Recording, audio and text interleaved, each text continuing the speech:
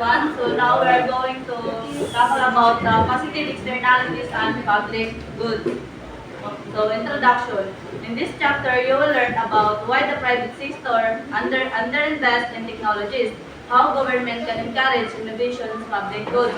So pag may mental one, positive externalities and public goods are closely. So public goods have positive externalities like police protection or public health funding. So ang government is nag-encourage sila og positive externalities para nga mahatagan gani og goods and services para maka-generate sila og spillover benefits. For example ana is infrastructures like road, bridge nga gikan sa mga government. So, ang next po na is research and development. So, sa isa ka company is mas ma-increase ganyan ang profits while also na mas mo increase po ang general knowledge sa tuwang society. So, ang example po na ng positive externalities like kalaga ng public education or ang sa public goods, ang example na is government school are a public goods that can benefit the community or kanang sa mga hospitals are public goods that can benefit the community.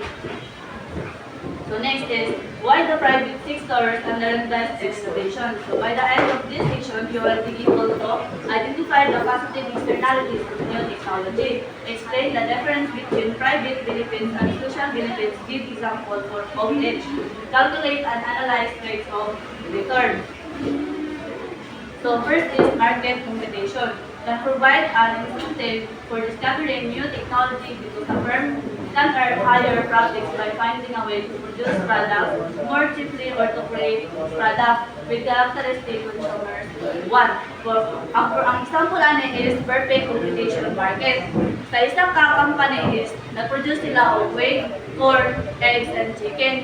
So kadto ang kadtong namaligyan ang mga firm is kanang same lang bitaw sila og mga products. So, ito nga nag-consume is nasa sa imo o asa bitaw ka mapuratit mo palit o asa kini ang mas preferred sa imong budget nga mas barato lang. So, siyempre kita is ang bitaw nimo mahal or barato. So, ito ang sa barato kanang mas kaya affordable ra bitaw nimo mapalit. So, an innovation firm knows that it will usually have an advantage over its competitors and thus an ability to earn above normal profits before competitors can catch up. So, ang kining competition can discourage new technology, especially in other firm. A firm can quickly copy a new idea. So, especially ang competitors is, especially sa uban mga firms is karagay dali ra sila makasundo sa mga bagong mga idea. So, consider our pharmaceutical firm developing a new drug on average. It can cost $800 million.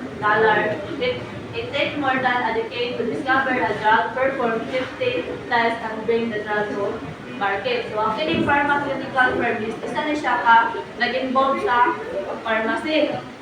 Nag-involve sa pharmacy na ilang ipang buhat or kanang ilang ipang baligya ng mga drug. Kasi drug, dili drug na kuan ha. Kanang mga tambal siya. Nagang sila o $800 million.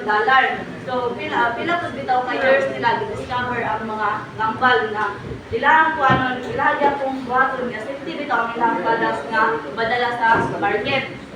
So, if the research and development, ang ining R&D research and development ni siya, effort fails in the firm, will suffer losses and could even be driven out of business. So, if the project success, then the firm competitors may figure out ways of adapting and copying the underlying idea. So, but without having to pay the cost themselves. So, if ever nga ang ilang project is ma-success, ang competitors is makita sila og way nga para makasundong sa mga idea without nga dili na sila makabayad gani sa development. So next is the positive externalities of new technology. So when a firm invests in new technology, the private benefits or profits that firm receives are only a portion of the overall social benefits. The social benefits of an innovation take into account the value of all the positive externalities. Nga kana nilaga ning product is kaniyang positive na siya nga nilaga to be either enjoyed by other companies or society as a whole, as well as the private benefits received by the firm that developed the new technology.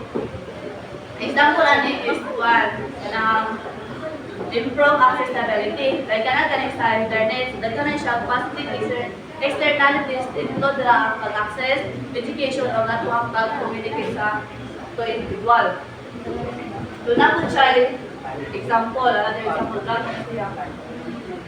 For example, Big Drug Company is planning its R&D budget for the next year. Economics working for Big Drug have compile a list of potential research and development projects and estimated rates of return. So the rate of return is the estimated fee of from the project. So figure 13.2 shows how to calculate work. So dito na sa graph. So ano siya ang rate of return. So ang real is quantity of financiality sa capital. Figure 13.2 positive externalities of technology. So big drugs based upon to borrow ng 8%. So ang 8% is ano siya ang borrow nila. So if the firm receives only the private benefit of investing in R&D. So firm is naka-receive na dito siya o private benefits sa kailangan investing sa risk and development. Then we show its demand curve in financial capital by the private. So kapatay man yung private is pa-demand curve by siya. Tapos, ang equilibrium will offer at $30 million. So ano siya ang equilibrium? $30 million of investment. If the firm could keep the social benefits of its investment for itself, its demand curve for financial capital would be social. So ang social put is pa-demand curve put siya. So and it would be willing to borrow $32 million. So mo ni siya ang sa social niya nga ilahang i-invest. Sagot ra mali sa graph. Kasi nag-libro kayo. Sagot ra. Nagandong na siya. Pero na-check niya, hindi ko lang, malilipay na ito, kasi nagdang manang di social. So, mo siya ang rate of return, di private in millions, o di social in millions. So, table 13.1, return and demand for capital. So, big drugs, original demand for financial capital, di private. So, mo siya ang demand nga original. Is based on the profits received the firm received. So, based sa ilang profits, ang firm is naka-received. So, however, other pharmaceutical firms and healthcare companies may learn new lessons about how to treat certain medical conditions and are then able to create their own competitive products. The social benefit the drug takes into account the value of all the drugs positive externalities. So, the social benefit niya ay ilang gibuhat nila, ang ilang value is tanan mga product nila is positive. If big drug is able to gain this social return instead of other companies, its demand for financial capital would shift to the demand curve di social. So, ano siya ang di social niya nga $1 million. However, if drug is receiving, so ang sa big drug, lahat ng na-receive nila is 50 cents of each dollars. Gamay na siya of social benefits. The firm will not spend as much on creating new products. So, ang firm is hindi kaya siya spend sa mga bagong mga product. Dito siya buhat. So, the amount it would be willing to spend would fall somewhere in between the private and the social. So, kay between man siya sa the private and the social, so dili na ito ang 2% niya, ang sayang di private is $72 million. So, mali siya ang di private sayang 2%. Ang sayang sa di social sa 2% is $84 million. So, mali siya ang di social sa 2%. Kailangan makuha $84 million. So, same na gapon siya sa 4%. Na siya yung masadyang di private is $52 million. So, naradriya, muna siya ang di private niya. Pinasahin ko ang equilibrium plus spillover benefits. Ang study social niya sa 4%, dahil ko $72 million.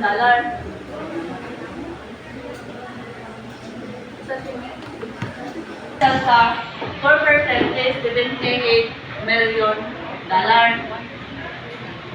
So, that 6% is $38 million. So, ano siya, sa 6% niya, paano siya, 6% na siya yung makuha nga $38 million. 6%.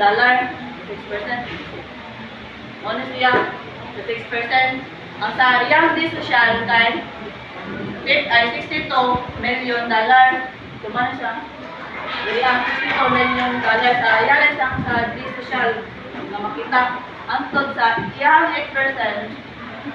Sa 8% niya na siya ay $30 million. $30 million. So, mga na siya, ang iyang kwan, value niya, $30 million. O sa iyang social kay $44 million. Mga na siya ang last na ilang borrow $62 million.